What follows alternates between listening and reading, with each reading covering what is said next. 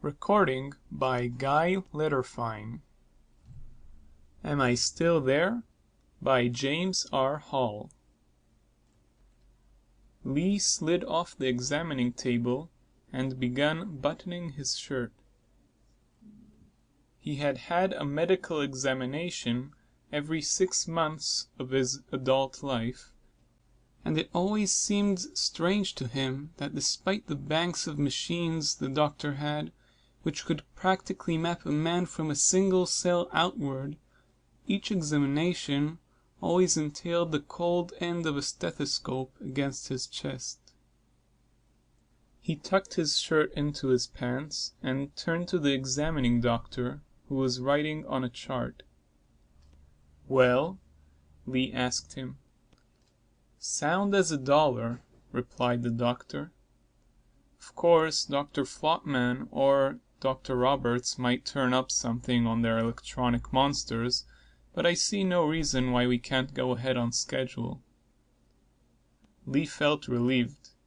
Even while being examined by technicians, MDs, and biologists, he had been conscious of the hundreds of little dull pains which had nibbled like mice in every corner of his brain. Sometimes he felt like a piece of his brain was being completely smothered, a horrible sensation of having a part of his head severed from him.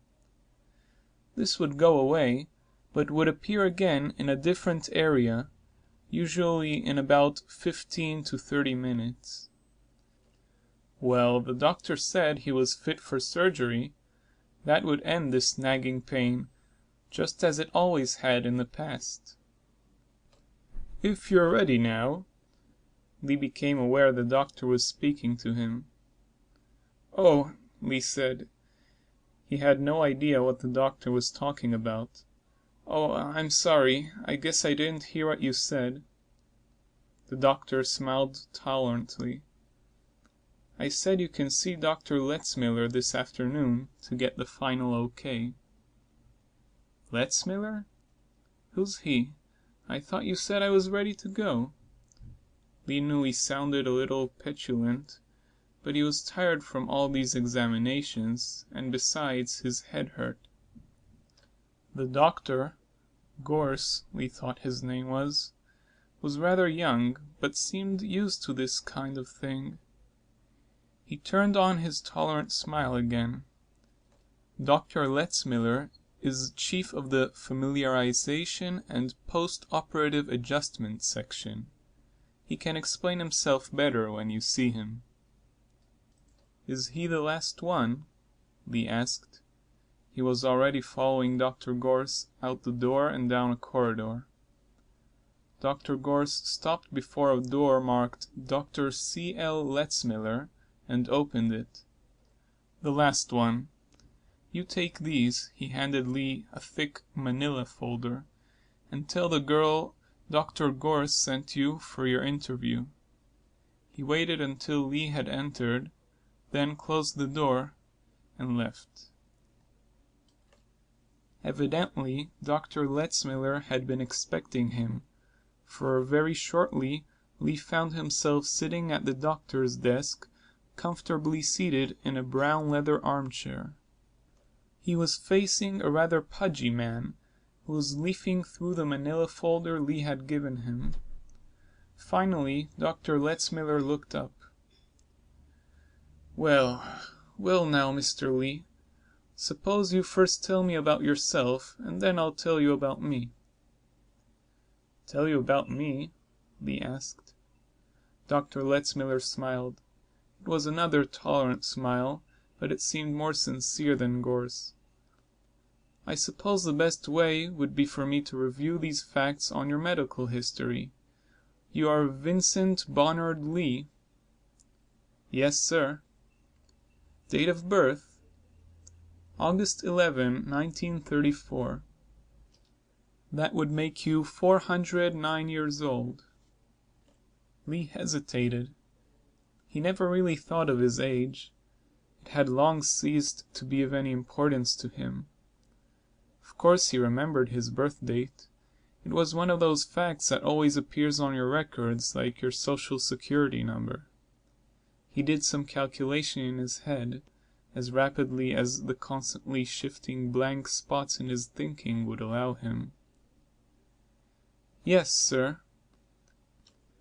It shows here that you first underwent replacive surgery in 1991, correct? Yes. Remember what it was for? Yes, I had heart trouble. They fixed me up with one of those big jobs requiring my carrying batteries under my armpit. One of those early models. And this shows that at various times since then you had undergone replacive surgery some 87 times, including 3 replacements of a pulmonary nature. Again Lee hesitated. The number of times he had had a worn organ or tissue repaired or replaced was more than a little hazy. After the novelty of the first few times, when he found himself with a new stomach or liver or muscle, he had started to take these things as matter of course. He gave a little nervous laugh. If that paper says so, I suppose so, doctor. Yes, well, everything seems to be functioning properly now, doesn't it? With the exception of your head, of course. Yes, I feel fine otherwise. Lee was feeling uncomfortable. Doctor, could you tell me what this is all about? I must have answered these questions half a dozen times before to those other people. In just a moment. First, I need to know you a little better. Your medical history lists your occupation as cabinet maker. That's right. Lee was becoming more and more uncomfortable. The extensive examinations had tired him, and repetition of the answers to all these questions was making him edgy. Doctor, can't you at least tell me what type operation I'm going to have? What do you think it will be? I don't know, some sort of repair on my head, I guess. Dr. Lee, this isn't going to be a matter of repair. We have found it necessary to replace the entirety of what could roughly be called your brain, as well as part of the spinal cord. My whole brain? Lee sat, stunned, comprehension slowly filtering into him. He voiced the only coherent thought which materialized. Why, that will mean there won't be anything left of me at all. Dr. Letzmiller regarded him. What do you mean? Doc, you've got my records there. At one time or another, since they first put a new heart in me, every single inch of me has been replaced by an artificial part. I mean all of me. There's not one bit of me, heart, eyes, toenails, nothing that is me. That bothered me quite a bit when this left eye was put in. I mean, I thought, well, this isn't me. This is my brain walking around in a jumble of artificial flesh. I tell you, it bothered me. But I went to a doctor, a psychoanalyst, and he convinced me that as long as I had what he called a sense of identity, that I was me. Lee stopped. How could he explain it? But Letzmiller seemed to understand. And you think that your brain is all that is left of you? Doc, it's a funny feeling. Like this. Lee raised his hands, brought them together, and touched his fingertips. See that? I can raise those hands. I can make them touch each other. I can feel them touching each other. But it is just not quite right. It's just a little bit off key. Like one trumpet player out of 20 being about 1/16 of a note flat. Know what I mean? I think I do, said Letzmiller, nodding slowly. Now just what does that have to do with your operation? Doctor, Lee had to stop. for the patchwork quilt of blank spaces was dancing in his head. The helplessness went away, slowly, like smoke drifting from a fire. As his mind cleared, he realized that he didn't know why he was being interviewed by this doctor. "Anything wrong?" Dr. Letzmiller asked. Lee knew he wasn't being too coherent, jumping about with the conversation this way, but he asked the question anyway. "Doc, why am I seeing you?" "You haven't guessed?" "No." The doctor paused to light a half-gone cigar. "My job here at Merkin's Replacive is to deal with just such fears as you have expressed. I'm an M.D., a psychologist, and," Letzmiller smiled to himself, "a kind of historian." "Historian?" "Well, you see, I was supposed to give you the regular formal lecture on the history of replacive surgery when you first came in. Like to hear it?" Lee nodded, so Letzmiller continued.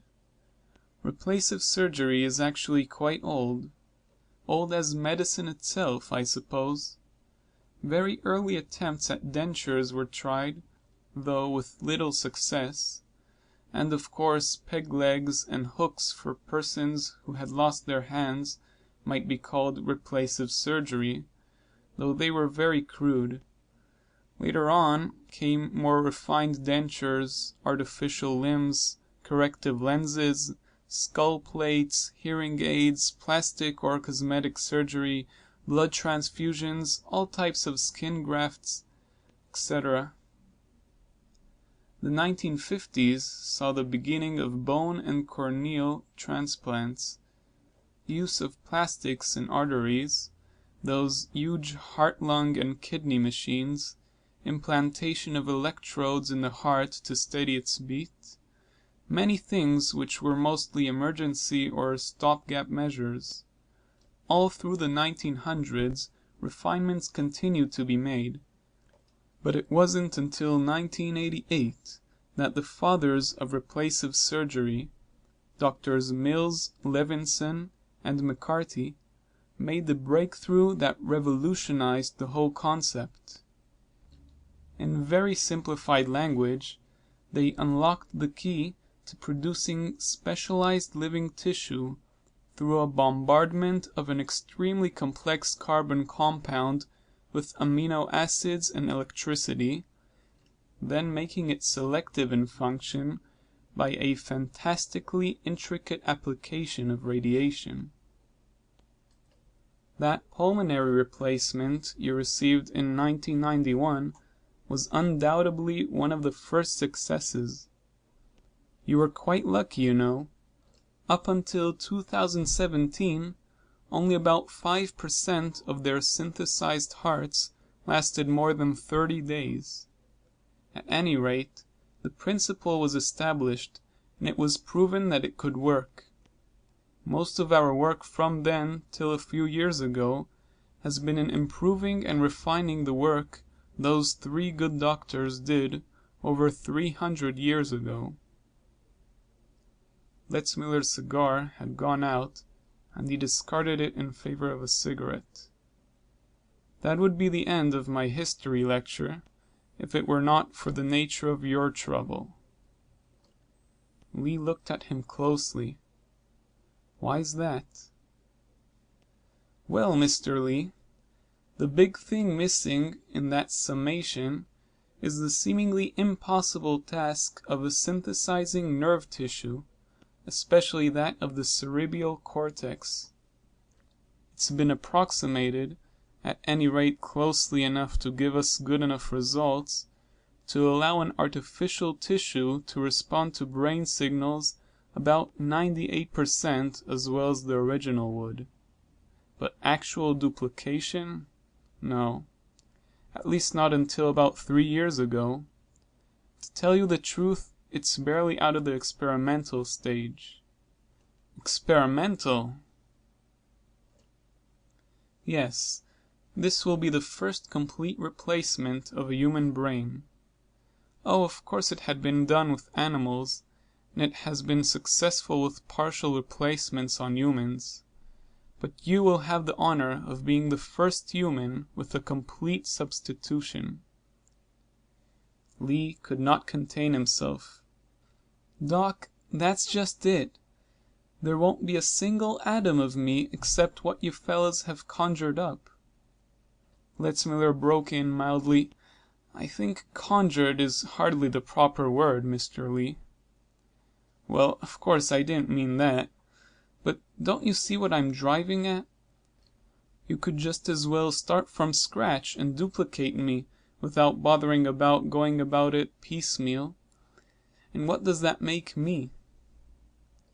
The doctor had been looking at Lee intently, studying him through this outburst. "I think I see what you mean, and I can't answer you. The question you raise may be philosophical or metaphysical, but it certainly isn't medical. And from a doctor's point of view, complete substitution is the only course open, risky as it may seem." Lee mulled this over. Of course, he knew surgery was the only solution to his decaying mentality. Actually, the only alternative to his being a virtual idiot, and shortly after that dead. And he did not want to die. He had lived a long time, but thanks to the methods of Letzmiller, Gorse, and all their predecessors, he was as full of juice as he had been at 35. But the question that kept plaguing him, Letzmiller seemed determined to avoid. He didn't understand very much about replacive surgery, really didn't care to. If Letzmiller said it could work, then he wasn't worried about that. Well, he guessed he really didn't have much choice. With this realization, he had only one more question for Letzmiller. "Doc, if I'm not me when this is over, do you think I'll know it?" Letzmiller looked at Lee's troubled face. "Do you think that you would want to?" Lee answered slowly. No, I guess not." Letzmiller rose from his chair. "I'll talk to you again after the operation. Do you think you're ready to go to your room now?" Lee nodded and obediently followed the doctor.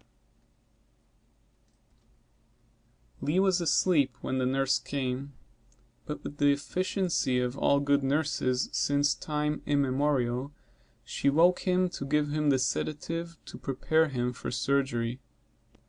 She chattered brightly as she prepared the hypodermic. "You know, you have all the nurses speculating, Mr. Lee. I mean, we're wondering just what Dr. Lakin, he's the anesthesiologist, is going to use for you when you won't have any brain for the anesthesia to work on."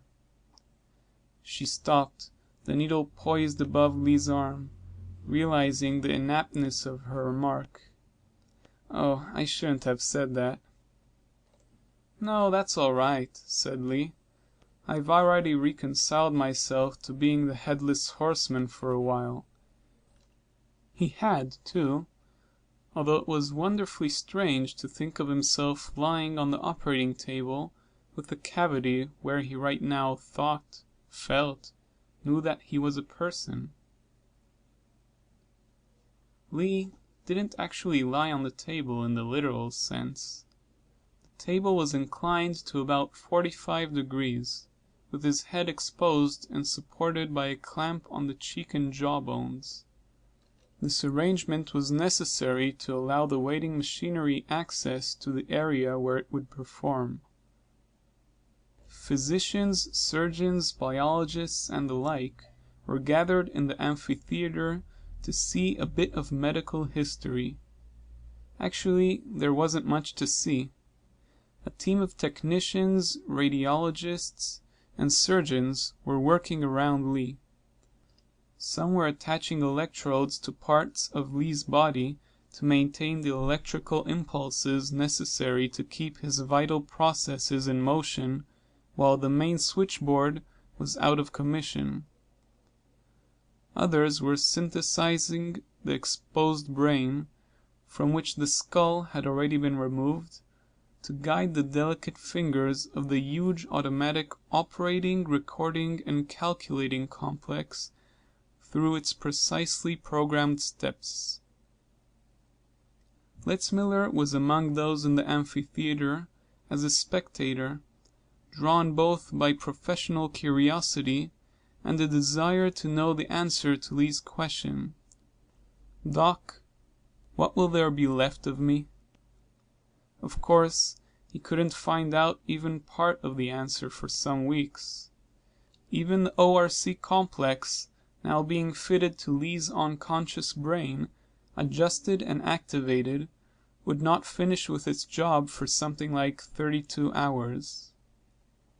The synthesizer would reconvert the data, translate it into countless chemical and electrical formulae, and apply it to the raw material of carbons, amino acids, proteins, and other components.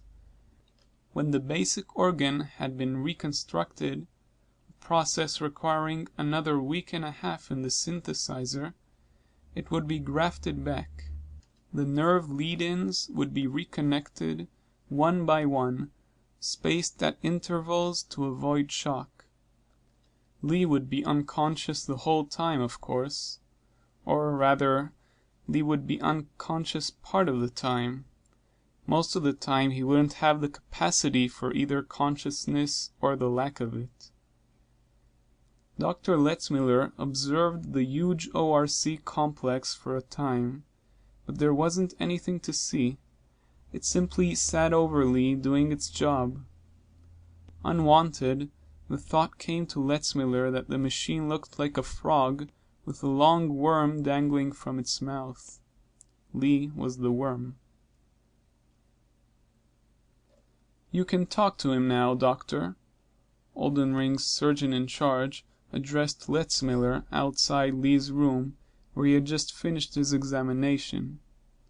"Personally, I think things went exactly as they should. All physical and mental responses check out. I guess here's where I'm finished and you go to work." Lee was sitting up in bed as Letzmiller entered. He looked just like he had in Letzmiller's office before the operation, except for the small white bandages around his head to protect his healing skull. "Well," the doctor said, "how do you feel? Your head hurt?" Letzmiller checked at Oldenrein's office, and was admitted to give his report, as he had planned. "Well?" asked Oldenrein. Letzmiller lit the end of his cigar before answering. "I wholly agree with you. Everything seems to have worked out exactly according to plan. I found him essentially the same as he appeared to me during his pre-operative interview. Of course he's a little foggy yet, but I suppose that's just the post-operative shock. Yes, that will clear up in a few days. He seems alert, responsive, full memory. I don't think there will be any difficulty with my part of his post-operative treatment. Except... Doctor, have you ever listened to a group of violins and sensed, just sensed, not actually heard, that one of them seemed about a quarter of a note flat?" Oldenrein looked at him strangely as Letzmiller left the office and closed the door. End of Am I Still There? By James R. Hall.